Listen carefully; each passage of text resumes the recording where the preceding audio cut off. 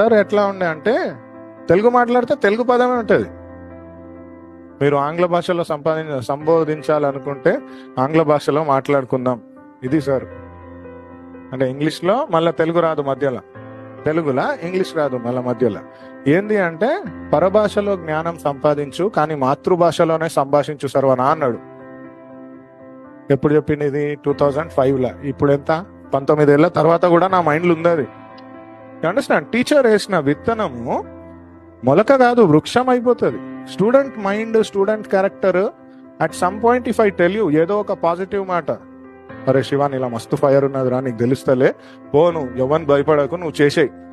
ఆడు నిజంగా చేయలేకపోయినా ఆడు అనుకుంటాడు, అరే ఈడొకటి నన్ను నమ్మిండు, ఈడు నన్ను నమ్మిండు కాబట్టి నేను ప్రయాణం చేస్తా అనుకుంటాడు.